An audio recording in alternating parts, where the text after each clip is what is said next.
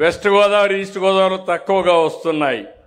దానికి కారణం మీరు వ్యవసాయం అంటే ఎక్కువ వరేస్తారు, భూమి కాస్ట్లీగా ఉంది, ఇమ్మంటే మీరు ఇచ్చే పరిస్థితులు లేరు. కాబట్టి మీరు వ్యవసాయం పైన ఆధారపడ్డారు. కాస్తో కోస్తో ఇప్పుడు అక్వాకల్చర్ వచ్చింది. అక్వాకల్చర్ వల్ల రైతులకు కొంతవరకు వెసులుబాటు వచ్చింది. దాన్ని కూడా ఒక పరిశ్రమగా ముందుకు తీసుకుపోతే ఆ అక్వాకల్చర్ వల్ల అక్కడక్కడ కొన్ని సమస్యలు వస్తున్నాయి. పొల్యూషన్ భవిష్యత్తులో ఒకటి ఆమె ఇస్తున్నా, పొల్యూషన్ లేకుండా చూస్తాం. చేపల నుంచి వచ్చే అన్నింటినీ ఏ విధంగా రీసైకిల్ చేయాలనో చేస్తామని కూడా మీకు అందరికీ ఆమె ఇస్తున్నా. ఇది చేస్తూనే ప్రతి ఇంటికి సురక్షిత మంచినీళ్లు ట్యాప్ ద్వారా ఇచ్చే కార్యక్రమానికి కూడా శ్రీకారం చుట్టాం. అది కూడా ఫైనలైజ్ చేస్తాం. 20 లక్షల కోట్ల రూపాయలు పెట్టుబడులు వస్తున్నాయి. ఈ 20 లక్షల కోట్ల రూపాయల పెట్టుబడుల వల్ల భవిష్యత్తులో 23 లక్షల ఉద్యోగాలు వస్తాయి. రాబోయే సంవత్సరం గోదావరి పుష్కరాలు వస్తున్నాయి. 3వ ముఖ్యమంత్రిగా నేనే పుష్కరాలు నిర్వహించబోతున్నాను. ఇది నా అదృష్టం. ప్రకృతిని ప్రేమించడం మనందరి సాంప్రదాయం. మళ్ళీ హామీ ఇస్తున్నా, ఈసారి గోదావరి పుష్కరాల్ని బ్రహ్మాండంగా చేస్తూ ఈ ప్రాంతంలో అన్ని అభివృద్ధి కార్యక్రమాలని పూర్తి చేసే కార్యక్రమానికి శ్రీకారం చుడతాం.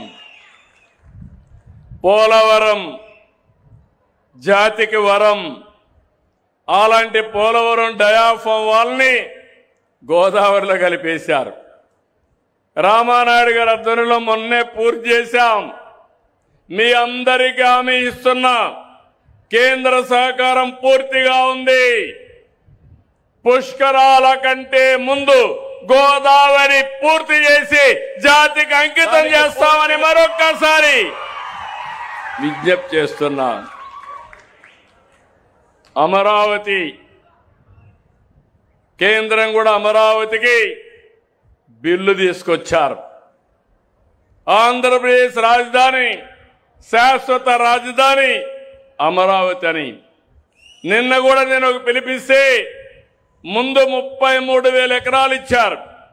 నిన్న మళ్ళీ వచ్చి 17,000 ఎకరాలు 10 గ్రామాల నుంచి స్వచ్ఛందంగా రైతులు ముందుకొచ్చి ల్యాండ్ పూలింగ్ లో ఇచ్చారంటే అది ఈ ప్రభుత్వం పైన నమ్మకం. ఒక నమ్మకం వల్ల రాజధాని ల్యాండ్ మానిటైజేషన్ ప్రాజెక్ట్ ఇది.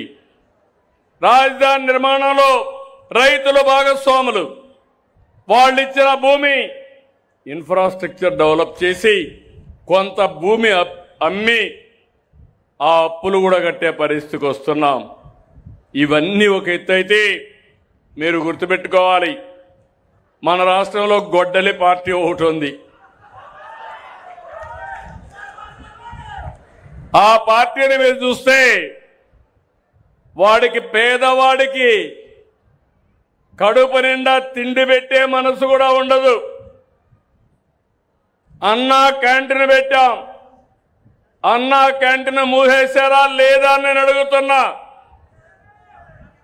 మా రామానాయుడు, నువ్వు మూసేసావు, నేను స్వచ్ఛందంగా పెడతానంటే నువ్వెవడు పేదవాడికి భోజనం పెట్టడానికి? నువ్వు పెట్టడానికి లేదని రామానాయుడి మీద కేసులు పెట్టి బలవంతంగా క్లోజ్ చేసి దానికోసం పోరాటం చేసిన వ్యక్తి రామానాయుడు గారు.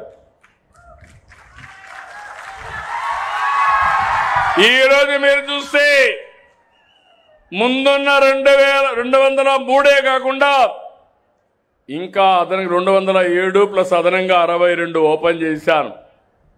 269 అన్నా క్యాంటీన్లు పనిచేస్తున్నాయి. భవిష్యత్తులో ఒకటే హామీ ఇస్తున్నా, పేదవాడికి కడుపు నిండా తిండి పెట్టలేని ప్రభుత్వాలు ఉన్నా ఒకటే, లేకపోయినా ఒకటే. ఆ విషయంలో మాకు ఒక స్పష్టత ఉంది. అయితే ఈ గొడ్డలి పార్టీ మాత్రం వాళ్ళకు తెలిసింది ఒకటే, విధ్వంసం, కూల్చడం, నరకడం. మామూలుగా చూస్తే పోస్టర్లకి నరబలిస్తారు. ఏం తమ్ముళ్ళు విన్నారా ఎప్పుడన్నా? అంటే ఏంటి సందేశం? నరబలిచ్చారంటే అందరిని నరకుతామనా? ఇక్కడ ఉండేది CBN 95, కేంద్రంలో ఉండేది నరేంద్ర మోడీ, ఇంకో పక్క మా మిత్రుడు పవన్ కళ్యాణ్.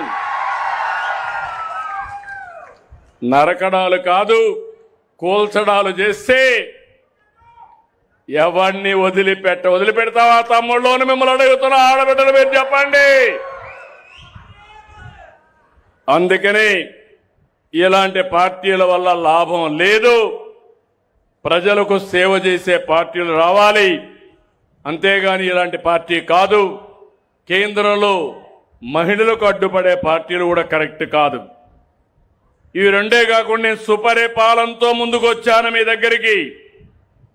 నేను మనమిత్ర యాప్ తీసుకొచ్చాను, వాట్సాప్ గవర్నెన్స్ తీసుకొచ్చాను. మా ఆఫీసర్లంతా ఇక్కడ ఉన్నారు. నేను మనస్ఫూర్తిగా ఈ జిల్లాలో ఉండే ఆఫీసర్ని, ఇక్కడ నిడదవోల్లో ఉండే ఆఫీసర్ని మనస్ఫూర్తిగా అభినందిస్తున్నా.